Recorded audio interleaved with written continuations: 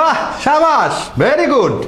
এই শালিকা, এই তোমাদের দুইজনের জন্য আমার একটা প্রশ্ন আছে। কিসের প্রশ্ন? প্রশ্নটা হচ্ছে, আচ্ছা শালিকা বল, তোর কাছে এখন বাবার আদেশ বড় নাকি ভবিষ্যৎ যে স্বামী হবে তার আদেশটা বেশি বড় হবে? তোমার জন্য সেম প্রশ্ন, ঠিক আছে? এক এক কোশ্চেনের উত্তর নেব। প্রথমে বিধি। বাবার আদেশ বড়। তোমার কাছে এটা কার আদেশ বড়? স্বামীর আদেশ বড়। আচ্ছা, তোমার ক্ষেত্রে বাবার আদেশ থেকে স্বামীর আদেশ হয়ে গেল কিভাবে? কারণ আমার বিয়ে হয়ে গেছে। বিয়ের পর আমার অভিভাবককে আমার স্বামী আমাকে খাওয়াচ্ছে, পড়াচ্ছে, আমার মানে সকল দায় দায়িত্ব কার?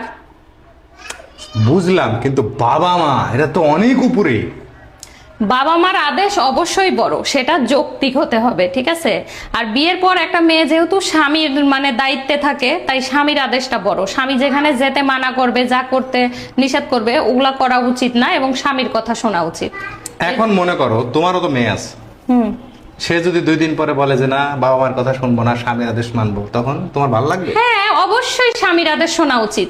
কারণ আমার মেয়ে যদি স্বামীর কথা না শুনে বাপ মায়ের কথা শুনতে যায়, তাহলে তো আমার মেয়ের সংসার টিকবে না। আমি এরকম বহু লোক দেখছি যারা বাপের বাড়ির পক্ষ নিয়ে স্বামীর সাথে গ্যাঞ্জাম করে, পরে যে স্বামী ঘাড় ধাক্কা দিয়ে বাপের বাড়ি পাঠায় দেয়, তখন বাপের বাড়িও টিকতে পারে না, স্বামীর ঘরেও আসতে পারে না। তোমার মতে কি বাপ মা কি মেয়ের খারাপ চায়? বাপ মা তো ভালোই চায় সব সময়। শোনো, দুনিয়াতে যেরকম ভালো মানুষ আছে তেমন খারাপ মানুষ আছে।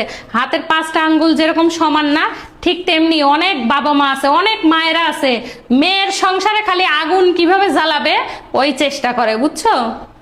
বাবা মা কখনো খারাপ হইতে পারে? বাবা মা তো সবসময় সন্তানের সুখ তুমি চায়। দেখোই না, সেদিনও আমি নিউজে দেখলাম যে একজন মা শুধুমাত্র কাবিনের টাকার জন্য তার মেয়েকে 5 জায়গায় বিয়ে দিছে।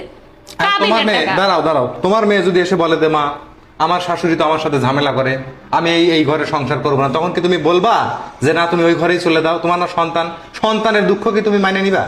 শোনো, সবকিছুরই সমাধান আছে। শাশুড়ি যদি ঝামেলা করে, একটা মেয়ের জীবনে যদি তার স্বামী ভালো হয়, শ্বশুর বাড়ি আর কারো ভালো হওয়ার দরকার নাই। স্বামী ভালো হলে সবকিছু ঠিক, বুঝছো? স্বামী ভালো হওয়া বলতে তুমি কি বোঝাও?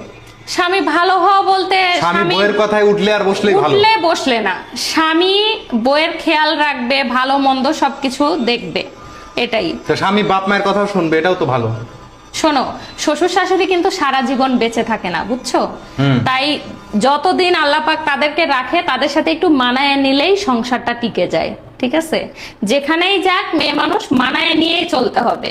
ওই বাপের বাড়ি যাও যদি 6 মাস থাকে, ভাইয়ের বউয়ের সাথে মানায় নিয়েই চলতে হয়। ভাইয়ের বউয়ের সাথে যদি ঝামেলা করে, লাথি মেরে বের করে দিবে, বুঝছো? এরকম বহু দেখছি। ভাইয়ের বউয়ের কাছে লাথি খাওয়ার থেকে স্বামীর কাছে লাথি খাওয়া ভালো, তাও সম্মান থাকে। কি রে?